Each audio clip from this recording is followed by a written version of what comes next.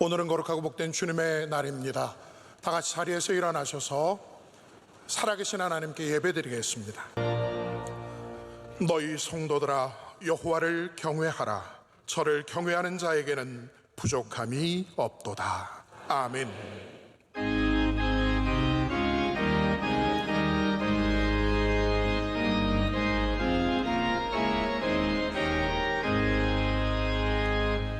만국의 근원하나님, 온 백성 찬송 드리고 저 천사여 찬송하세. 찬송 성부 성자 성령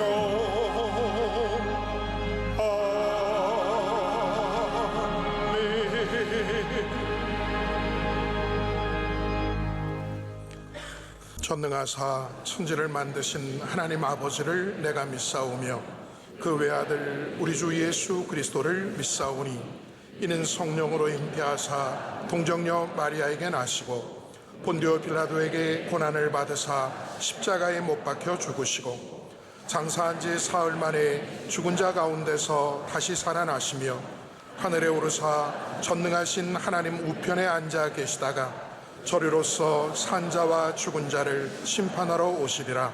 성령을 믿사오며 거룩한 공회와 성도가 서로 교통하는 것과 죄를 사하여 주시는 것과 몸이 다시 사는 것과 영원히 사는 것을 믿사옵나이다.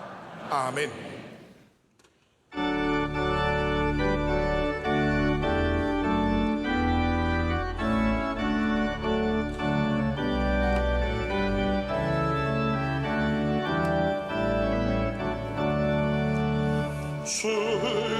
은혜를 받으려고 인성도 주 크신 뜻 깨닫게 하옵소서.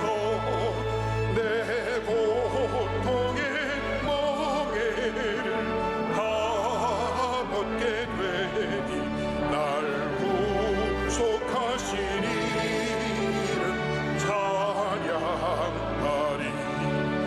주 우리를 곁에서 인도하시니 그 거룩한 나라가 이루어지네.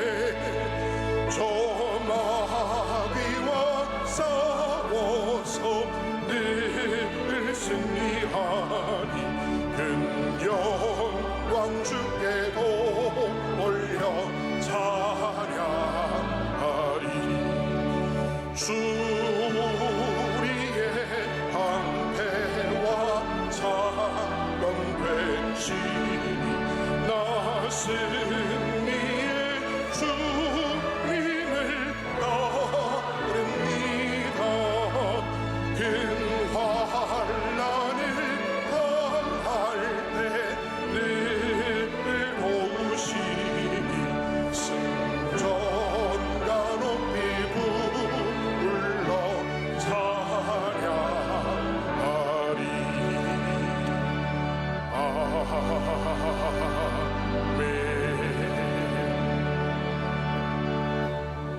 예배를 위하여 권순형 장로님께서 기도하시겠습니다.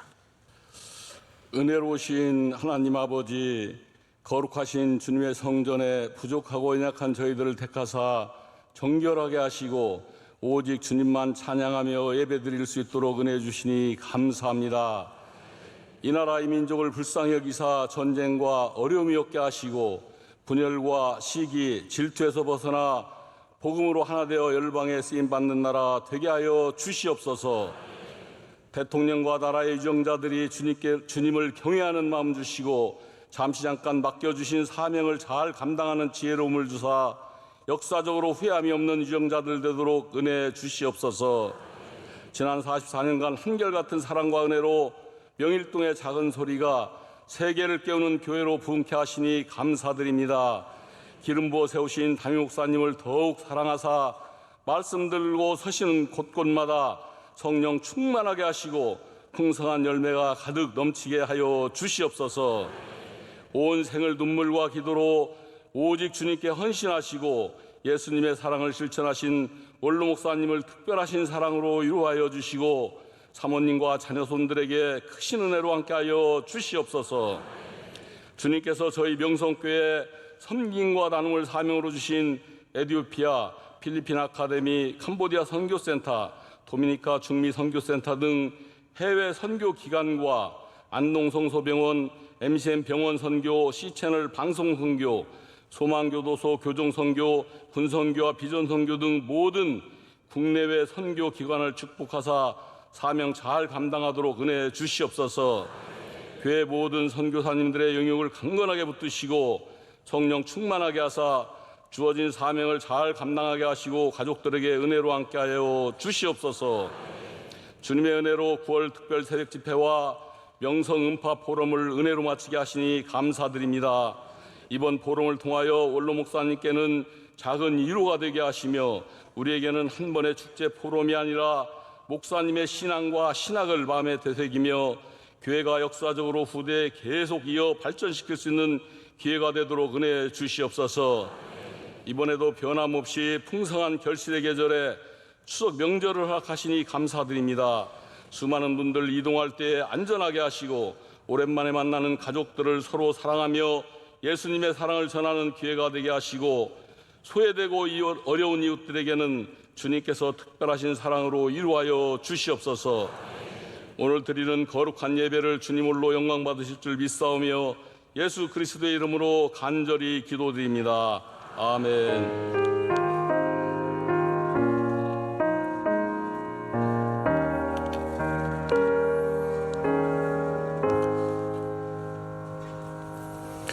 오늘 우리에게 주시는 하나님의 말씀은 구약성경 전도서 5장 1절로 7절 말씀입니다. 구약 952면에 있는 전도서 5장 1절로 7절입니다. 이 말씀을 김영남 이미혜 집사님께서 봉독해 주시겠습니다. 너는 하나님의 집에 들어갈 때 내 발을 삼갈지어다. 가까이하여 말씀을 듣는 것이 우매한 자들이 재물 드리는 것보다 나으니 그들은 악을 행하면서도 깨닫지 못함이니라. 너는 하나님 앞에서 함부로 입을 열지 말며 급한 마음으로 말을 내지 말라. 하나님은 하늘에 계시고 너는 땅에 있음이니라. 그런즉 마땅히 말을 적게 할 것이라.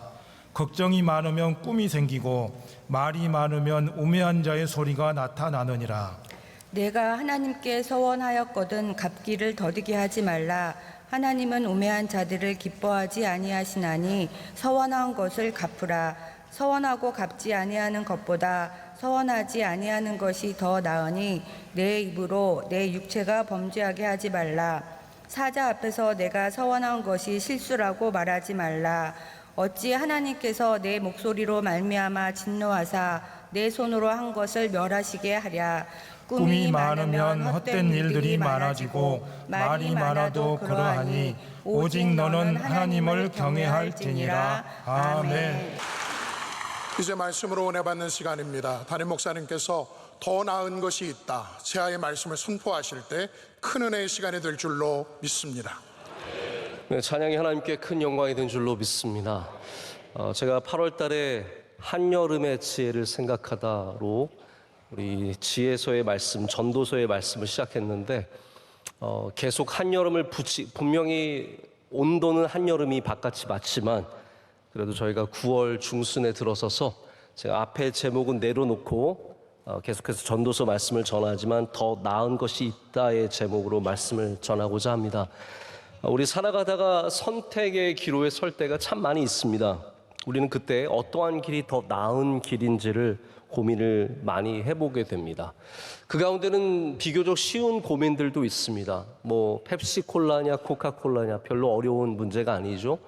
또 우리는 중국집에 갈 때마다 짜장면이냐 짬뽕이냐 늘 고민하고 다시 짬뽕 혹은 짜장면 한 길로 걸어가게 되는데 그것은 큰 해나 큰 이득이 없는 별 어려움이 없는 선택입니다. 하지만 내가 이 사람과 결혼할 것인가의 문제가 되면 조금 달라집니다. 인생의 어려운 문제들을 만나면 더 나은 길들이 분명히 있을 수 있기 때문입니다. 제가 잠시 저의 얘기를 좀 말씀을 드리자면, 제가 공부하러 미국에 갔을 때 저는 박사학위를 생각하지 않고 갔습니다. 그래서 석사학위를 공부하면서 그냥 이거 공부하고 돌아가야지라는 생각을 가졌는데, 갑자기 박사학위를 준비하게 되면서 굉장히 하나님께 오랜 시간 동안 엎드려서 기도하면서 좀 붙잡고 있었던 기간이 있었습니다. 저에게 여러 가지 좀 고민이 있었습니다. 내가 이 공부를 5년 이상 하면서 이렇게 나의 삶을 여기에 전념하는 것이 더 나을까? 아니면 저희 친구들처럼 목회 자리에서 훈련받고 경험을 쌓는 것이 더 나을까? 지금 굉장히 많이 고민이 되더라고요. 특별히 저희 친구들이 아주 좋은 목사님들이 많아서 저에게는 그들의 삶이 좀 부러웠습니다. 저기를 가는 것이 더 맞지 않을까? 또 내가 30대를 이렇게 공부만 하면서 보내는 것이 과연 나의 삶에 좋은 것인지 깊은 고민을 하게 되었습니다. 결과적으로는 제가 공부를 하게 되었고, 공부를 마치고 한국에 돌아와서 감사하지만, 제가 그때로 다시 돌아간다면 지금과 똑같은 결정을 내릴 수 있을지 저는 확신을 갖지 못합니다. 무엇이 더 나은 길이었을까요? 우리가 더 무엇이 더 나은지 알 수 없는 여러 가지 복잡한 이 세상 속에서 오늘 전도자 이 코헬렛은 우리에게 몇 가지 분명하게 더 나은 것이 있다는 것을 우리에게 알려주고 있습니다. 이것만큼은 우리가 분명하게 더 나은 것이 무엇인지를 알아야 된다는 거죠. 흔들리지 말아야 한다는 말입니다. 오늘 저는 여러분과 함께 이 몇 가지를 함께 생각해 보고자 합니다. 첫 번째는 하나님께 나아갈 때는 가까이 나아가는 것이 낫습니다. 가까이 나아가는 것이 낫습니다. 오늘도 여러분께서 추석 연휴이기 때문에 주일 예배를 어떻게 보면은 그냥 살짝 넘길 수 있는 핑계가 생긴 겁니다. 그럼에도 불구하고 여러분들은 그 핑계를 내려놓고 하나님 앞에 나오셨습니다.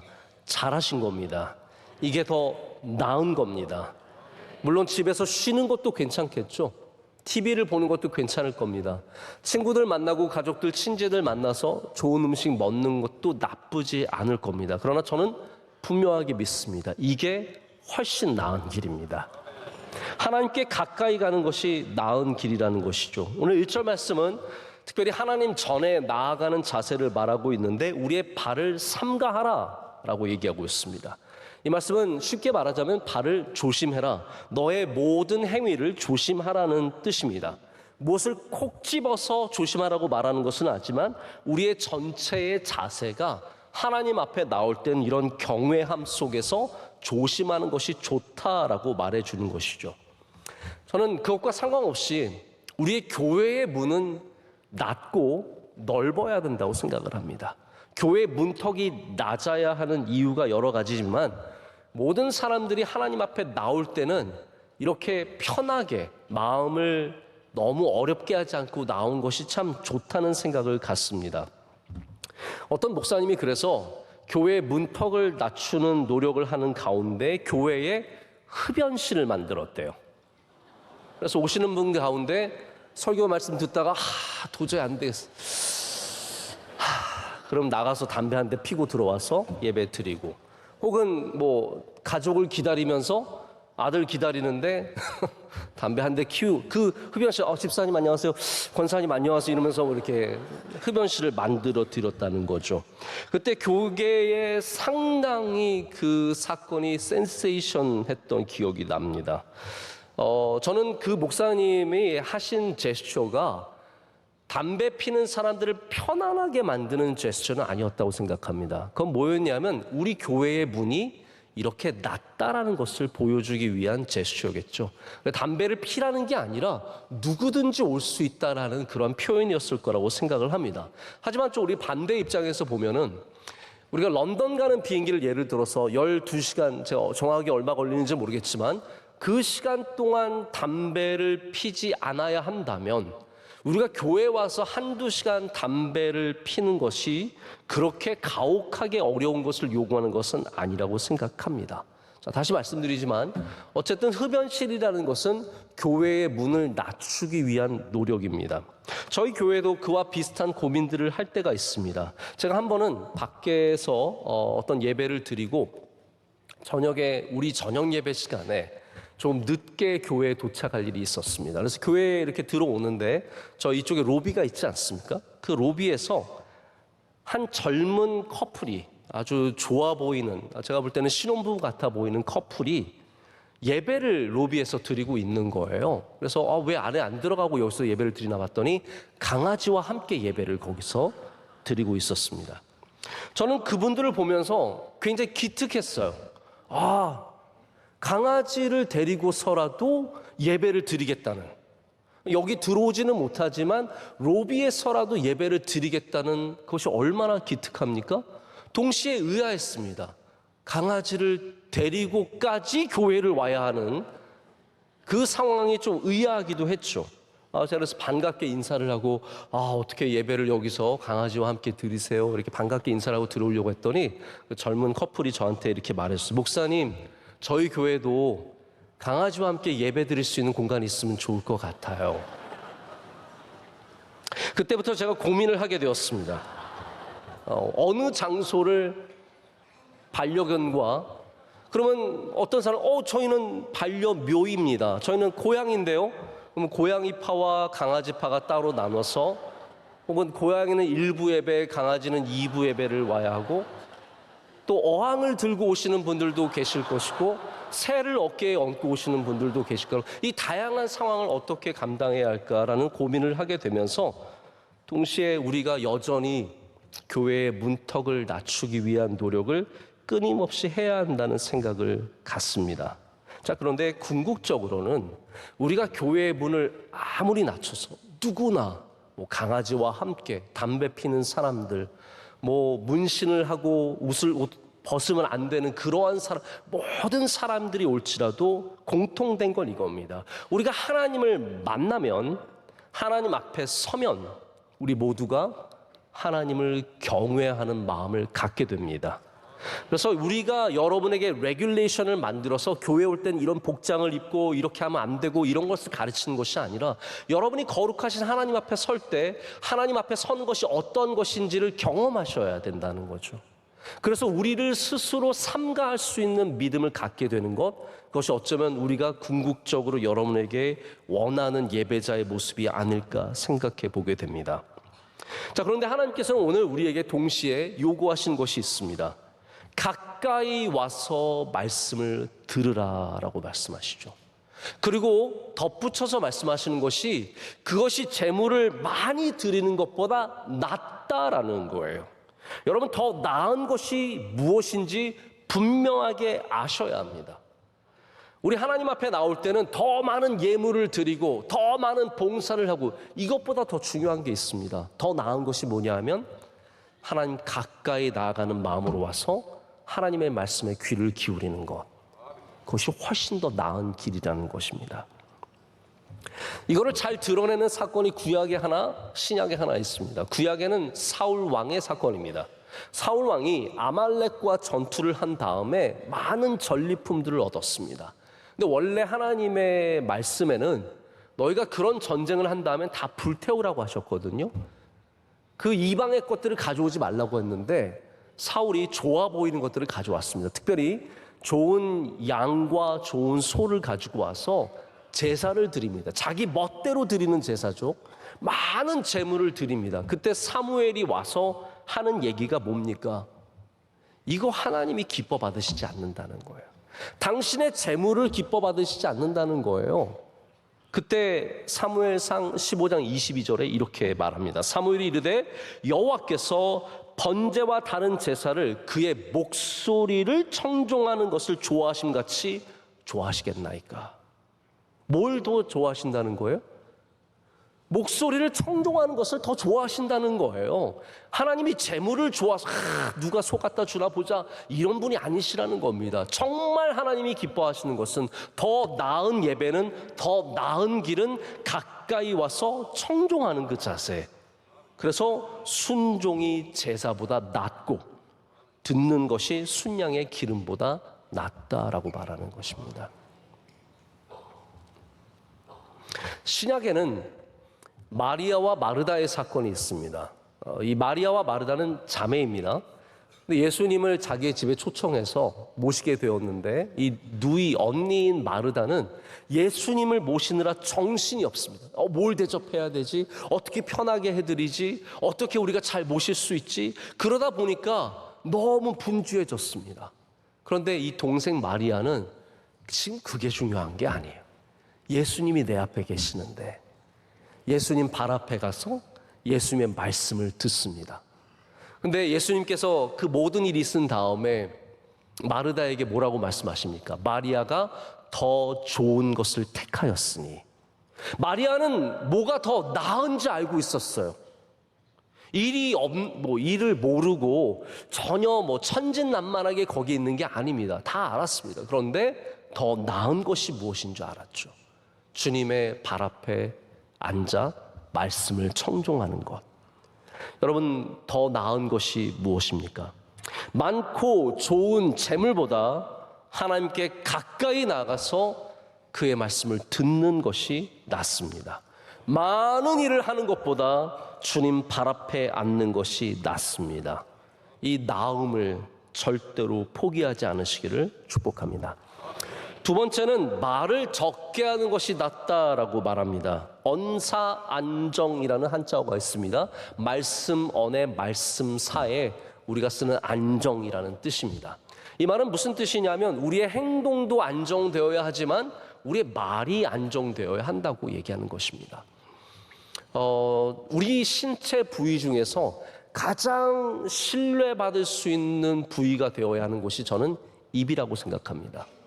우리의 손도 안정감이 있어야 되겠고 발도 안정감이 있어야겠고 당연하겠죠. 그러나 우리가 정말로 가장 절제되고 안정감을 가져야 하는 곳은 바로 우리 입술, 우리의 혀, 우리의 입이라고 말할 수 있습니다. 그러려면 어떻게 해야 되느냐? 제가 여러분 혹시 말할 기회가 있다면 이걸 꼭 생각해 보세요. 말을 적게 하는 것이 낫습니다. 부모님이십니까? 자녀들 데리고 하실 말씀 많으시죠? 말을 적게 하는 게 낫습니다. 제가 여러분의 입을 틀어 막으려고 이런 말씀을 드리는 게 아닙니다. 지혜를 가지셔야 돼요. 우리는 말을 많이 하면 뭔가가 고쳐질 거라고 생각하지만 사람이 그렇게 쉽게 고쳐지지 않습니다. 저도 여러분 절대로 설교로 여러분을 고치려고 생각하지 않습니다. 전혀 그렇지 않습니다. 제가 그러려면 여러분 1시간은 설교해야죠. 네? 여러분 싹 다 고치려면 1시간은 설교해야 되죠. 그러나 그게 아니라는 거예요. 말을 아무리 많이 해봤자 제가 10시간을 설교해도 변화되는 게 아니에요. 예수님 만나야 되고 예수님이 은혜 주셔야 되고 우리 마음속에 감동이 있어야 되지 긴 말로 이루어지는 것이 아니라는 말입니다. 그래서 여러분이 하고 싶은 말이 많을수록 오히려 적게 하는 것을 생각해 보셔야 합니다. 신약 성경에도 말을 적게 하는 것을 강조하는 말씀이 있는데 야고보서 3장의 말씀이에요. 이 한 장에 거의 전체를 할애해서 우리의 말에 대해서 얘기를 하는데 그 핵심은 뭐냐면 말을 적게 하라는 거예요. 신약 성경도 똑같은 얘기를 하고 있는 겁니다. 이번 우리 지난 목요일에 원로 목사님 호가 은파입니다. 혹시 모르시는 분들도 많으실 텐데 은혜의 파도. 그래서 은파라는 호를 갖고 계시는데 저희가 성역 60주년을 맞아서 우리 포럼을 열어서 많은 분들을 모시고 저희가 목사님의 목회를 좀 돌아보는 시간을 가졌습니다. 근데 우리 발제하시는 분들 중에 대부분이 해외에서 오신 넌 크리스천 교인들이 아니에요. 저희 사역을 연구하시고 오셔서 발표하시는 분들이었습니다. 저는 그분들을 모시고 점심 식사를 하고 저녁 식사를 하고 그 중에도 제가 계속 만나고 이야기를 나눴습니다. 저희 행사가 처음부터 끝까지 아주 타이트한 행사였기 때문에 우리가 충분히 얘기를 나눌 시간은 사실은 없었습니다.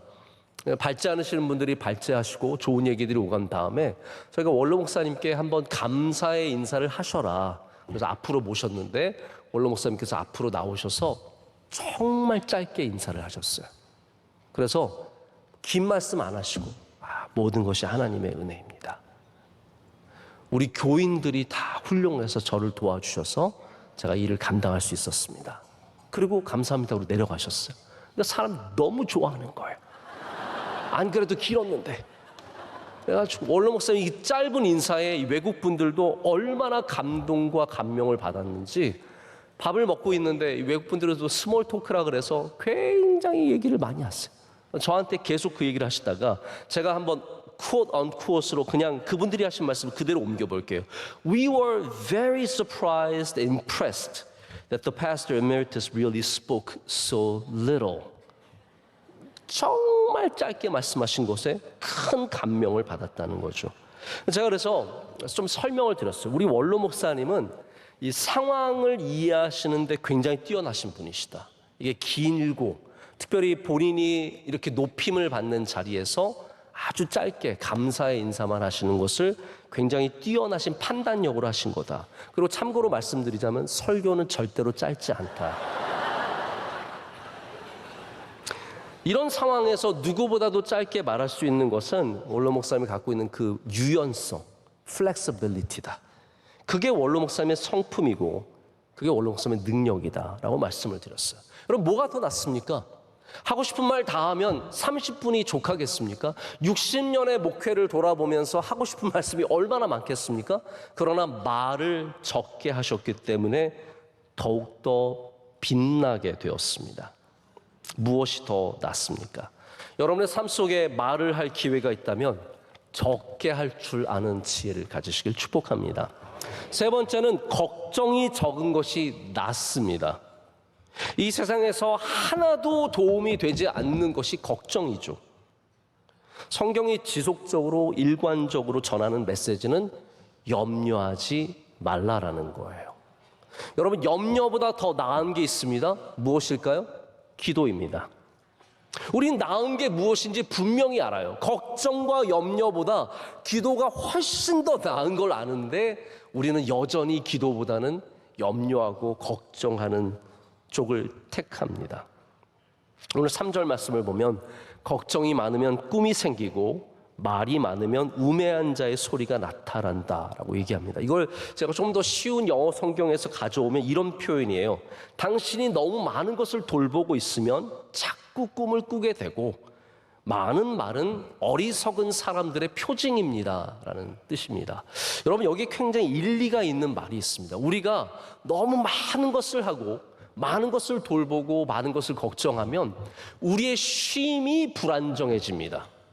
이 꿈이라는 것은 단순히 뭐 꿈을 많이 꾼다는 의미만이 아니라 우리가 평안을 가져야 하는 시간에 평안을 갖지 못한다는 뜻입니다. 제가 오랜만에 지금 주일 낮예배 설교를 하게 되었습니다. 한 2주를 못했으니까 3주 만에 하는 거거든요. 실제로는 제가 어제 저녁에 뭔가 걱정이 많았나 봐요. 어젯밤에 꿈을 얼마나 많이 꿨는지 밤새 내내 꿈을 꿨어. 그것도 뭐 좋은 꿈도 아니에요. 뭐 잃어버리는 꿈. 제가 안경을 잃어버려가지고 꿈에요. 이 안경을 찾아 모든 것을 오늘 아침에 일어나자마자 안경을 발견하고 얼마나 기뻤는지 몰라요. 티셔츠 찾고 신발 찾고 밤새. 여러분 저를 아셔요. 저는 찾아다니는 목자 같은 계속 잃은 것들, 잃어버린 양들을 밤새 그러니까 오늘 아침에 일어나서 내가 오늘 어떻게 감당하지? 그런 생각부터 드는 거예요. 아, 내가 어저께 하나님께 맡겼어야 되는데. 내가 이거 다 짐을 하나님께 맡겼어야 되는데 뭐 내가 잘하겠다고 이거를 마음에 다 품고 있으니까 이게 다 꿈으로 나타나는 거죠. 여러분 저는 여러분들이 밤에 잘 주무시는 은혜가 있으시길 축복합니다. 이거 참 중요합니다. 우리 삶의 건강이 낮에 건강한 것도 참 중요한데 밤에 건강해야 합니다. 밤잠을 잘 자야 합니다. 우리가 6시간, 5시간을 자도 푹 잔 잠과 그냥 겨우겨우 선잠을 잔 7시간은 너무너무 큰 차이가 있습니다. 그래서 잠언과 전도서에는 잠이 하나님이 주시는 평안이라는 것을 우리에게 강조합니다. 하나님 안에 거하는 사람들이 걱정하지 않고 나의 것을 하나님께 맡긴 사람들은 그 평안을 누리며 밤을 잘 보내게 되는데 하나님 중심으로 살아가지 않고 내 힘으로 살아가는 사람들은 걱정과 근심과 염려가 많을 수밖에 없고 계속해서 밤마다 힘든 일들이 생기는 겁니다.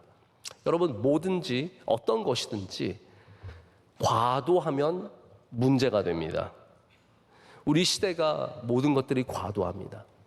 자극이 너무 많습니다.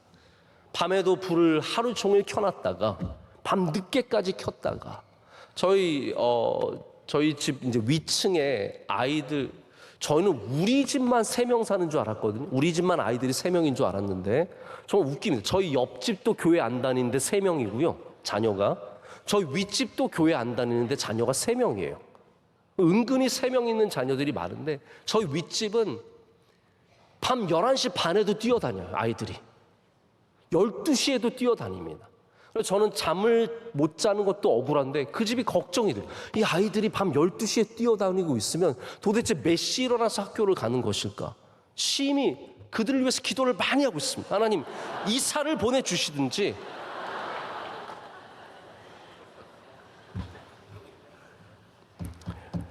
아이들에게 밤이 너무 과도하게 자극적입니다. 우린 침대에 누워서도 핸드폰을 켜고 불빛을 바라보고 과도하게 빛에 노출되어 있습니다. 이 시대가 걱정이 너무 과하고 스트레스가 너무 심각합니다. 우리 음파 포럼에서 연세대 권수영 학장님이 그런 얘기를 해주셨어요. 우리 다음 세대 저출산에 대해서 심각하게 걱정을 하고 있는데 다음 세대도 걱정이지만 지금 이 시대부터 걱정을 해야 된다. 이 세대부터. 우리 어른들의 정신적인 건강이 너무 피폐하다는 거예요. 우리 대한민국 사회가 심각한 우울증과 스트레스와 과도한 업무로 인해서 너무 정신적으로 피폐하다는 거예요. 저는 거기에 전적으로 동의합니다. 여러분, 우리가 다음 세대의 어떤 출산율 이런 것들로 기도도 많이 해야 되지만 우리 어른들의 밤이 건강하도록 기도해야 됩니다.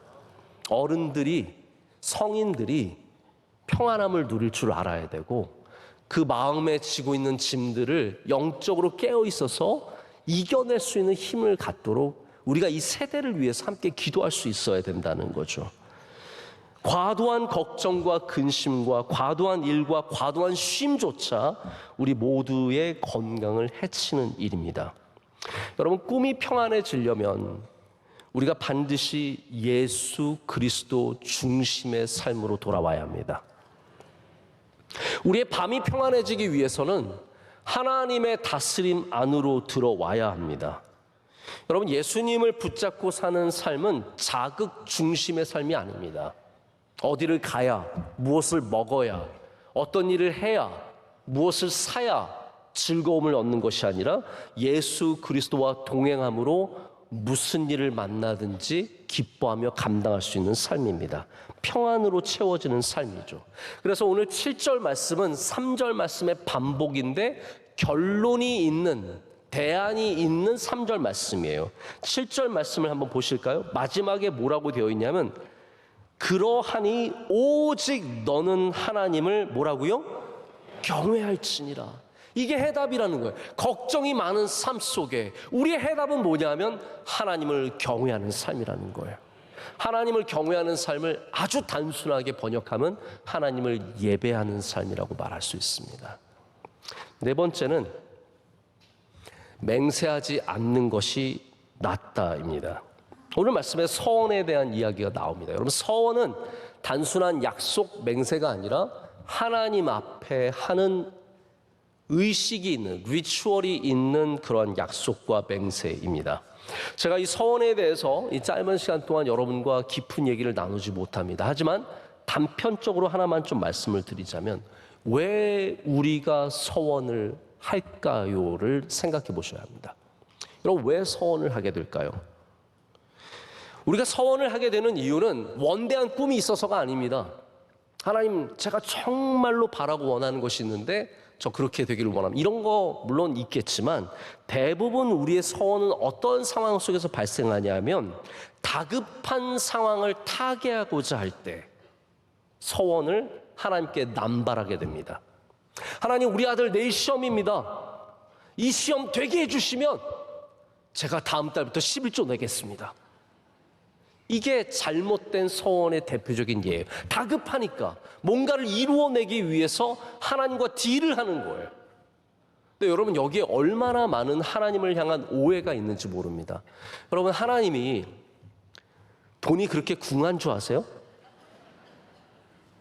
우리는 하나님께 뭐 드리면, 돈 드리면 해결되는 줄 아는데 그건 진짜 하나님을 오해하는 겁니다. 여러분, 11조 드려서 해결할 문제가 아니에요. 그런데 우리는 뭔가를 하나님께 자꾸 드리고 뭐 내놓고 뭐 희생한다고 하면서 하나님과 자꾸 딜을 하려고 합니다. 하나님, 이번에 우리 회사 이 계약 따게 하시면 저 교회 근처로 이사 오겠습니다. 그리고 어디 청약되면 바로 떠나죠, 딴 데로. 먼 곳으로. 이런 다급한 약속들이 우리가 행할 수 없는 서원이 되어버리는 겁니다.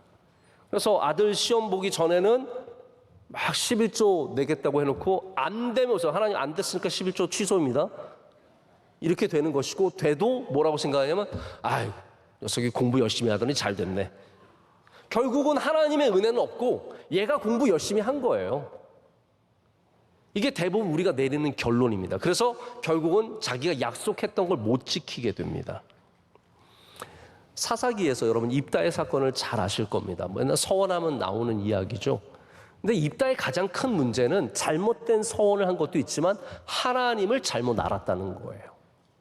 입다가 뭐라고 서원했습니까? 하나님, 이번 전쟁에 이기게 해주시면 제가 저를 환영하러 나오는 첫 번째 만나는 사람을 하나님께 제물로 드리겠습니다 했는데 누가 나왔습니까? 자기의 딸이 나왔죠.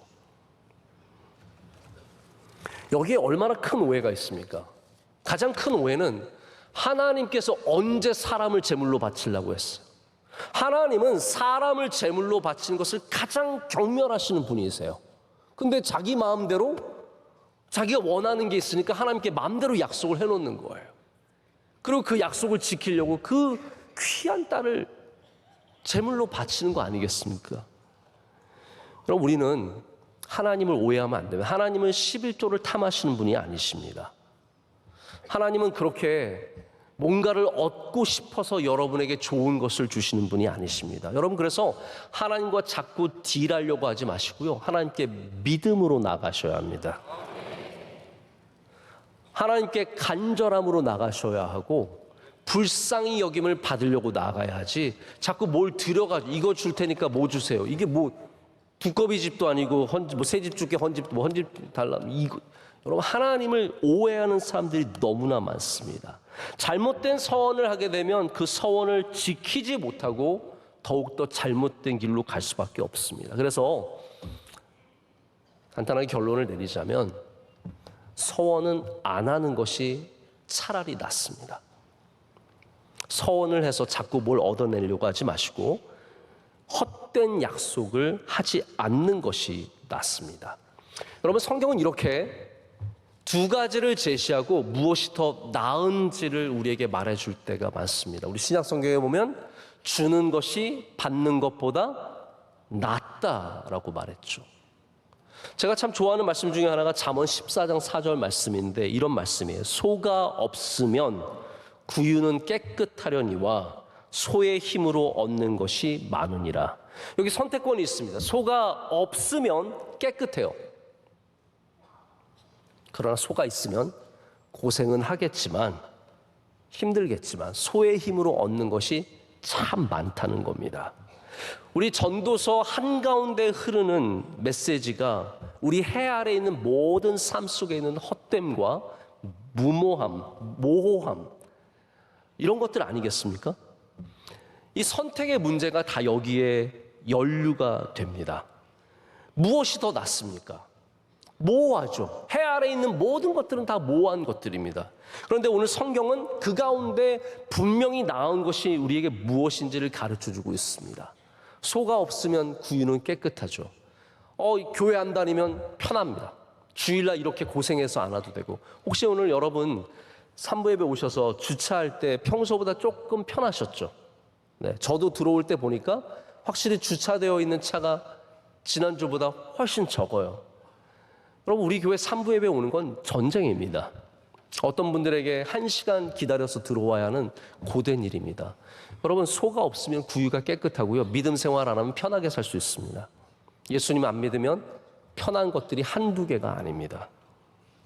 그러나 우리는 편안한 삶을 택한 것이 아니라 소가 있지만, 그래서 외양간을 고치기도 하고 그 구유를 채워 넣어야 하는 어려운 일들이 있지만, 그로 인해서 우리가 얻는 은혜가 얼마나 많은지 모릅니다.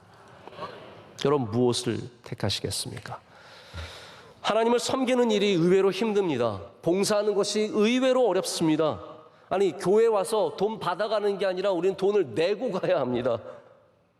여기 안에 갈등도 있고 어려움도 있습니다. 주일날 쉬지도 못합니다. 그러나 분명한 것은 우리가 믿음 생활함으로 하나님이 우리에게 베풀어 주신 은혜는 이루 말할 수 없는, 다 표현할 수 없는, 수치로 나타낼 수 없는 것들이 얼마나 많은지 모릅니다. 저는 그래서 심지어 내가 예수님 믿어서 더 건강해지지 않아도, 내가 예수님 믿어서 우리 자녀들이 이렇게 저절로 잘 되지 않아도, 내가 부자가 아니어도 저는 예수님 믿는 것, 이것이 이 자체가 더 낫기 때문에, 이 자체가 더 귀하기 때문에 저는 반드시 예수님 믿는 이 길을 포기하지 않을 것입니다. 자, 말씀을 맺으려고 합니다. 우리가 갖는 이러한 더 나음의 분별력의 근거가 무엇일까요? 여러분, 어떻게 더 나은 길을 선택하시겠습니까? 그 지혜가 있다면 그 지혜의 근거는 무엇이 되겠습니까? 저는 그것을 해 위를 바라보는 시선이라고 말씀드리고 싶습니다. 해 아래만 바라보며 살아가는, 우리 전도서의 코엘렛이 계속해서 강조하는 겁니다. 해 아래에 있는 것들, 우리 인간 세계에 있는 것들, 우리 삶 속에 누리는 것들은 우리가 원하는 대로 살기만 하면 행복할 것 같지만, 결국 코엘렛은 그 모든 해 아래에 있는 그것들이 다 헛되고 헛되다라고 얘기를 합니다. 우리가 요거 해서 참 기쁠 것 같다, 요거 얻으면 참 행복할 것 같다, 결국은 다 나중에 없어질 헛되고 헛된 것들이라는 거죠. 그러면 해 위를 바라보는, 영원을 바라보는 시선을 우리가 오늘 말씀에 뭐라고 표현할 수 있냐면요, 하나님 가까이 가서 말씀을 듣는 것, 바로 그것이 해 위를 바라보는 시선이라고 말할 수 있습니다. 가까이 가서 말씀을 경청하는 것. 여러분, 우리 오늘 마리아처럼 예수님 앞으로 나아가서 주님 앞에 앉아서 주님을 바라보고 주님의 말씀을 경청할 때 해 위를 볼 수 있는 시선을 갖게 될 줄로 믿습니다. 그런 근거 속에서 내리는 결정과 선택들이 여러분 그냥 하루를 반짝하게 하는 그러한 기쁨이 아니라 영원토록 여러분의 삶과 가정을 복되게 하는 결정들이 될 줄로 믿습니다. 여러분, 오늘 주님 발 앞으로 초청합니다. 다 그곳으로 나오시는 은혜가 있으시길 빕니다. 기도하겠습니다. 하나님 아버지, 감사합니다. 오늘 주님 앞에 가까이 나오게 하심을 감사합니다. 바로 이곳에서 주의 말씀을 경청하게 하여 주시오며, 그로 인해서 우리 삶 가운데 더 나은 결정들을 내리게 하여 주시옵소서. 예수님의 이름으로 기도드립니다. 아멘.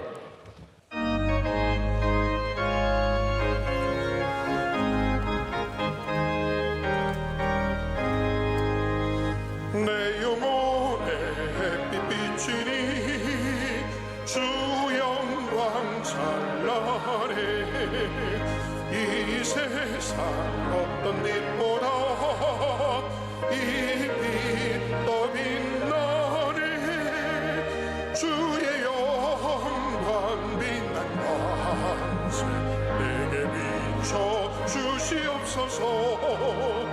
그 밝은 얼굴 배울 때 나의 영혼 기쁘다.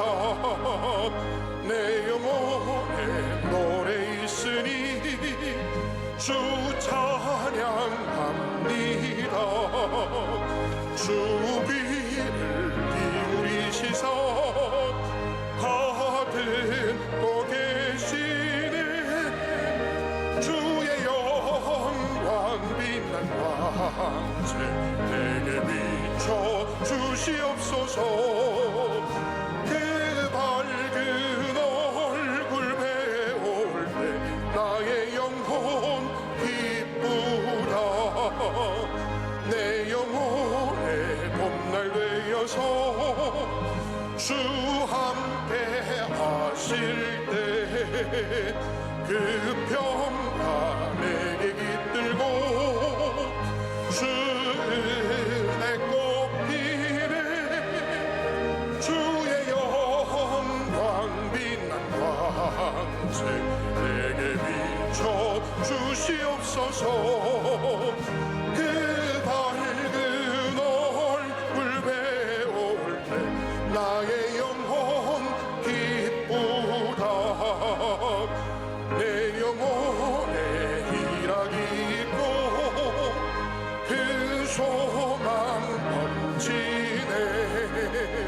주 예수 복을 주시고 또 내려주시네.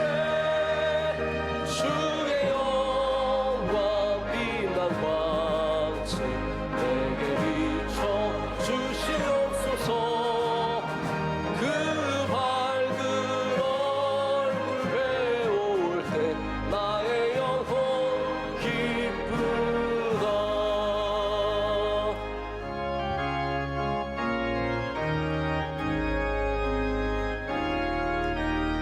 주님 우리 통해 계획하시니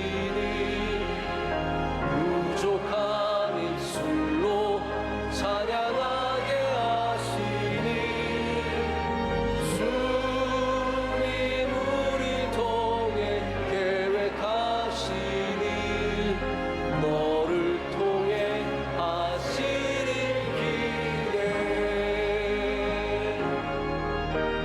주님 우리 통해 계획하시니 부족한 입술로 찬양하게 하시니. 주님 우리 통해 계획하시니 우리 통해 하시리 기대. 이제는 우리 주 예수 그리스도의 크신 은혜와 하나님 아버지의 영원하신 사랑과 성령님의 함께하시며 임재하심이 주의 말씀을 듣고 하나님 가까이 나아가 말씀을 경청하며 하늘 위를 바라보는 시선을 갖고 더 나은 길을 걷기를 간절히 소망하는 주의 모든 사랑하시는 주의 성도들과 그의 복된 가정들 위에 이제로부터 영원토록 함께 하시기를 간절히 축원하옵나이다. 아멘.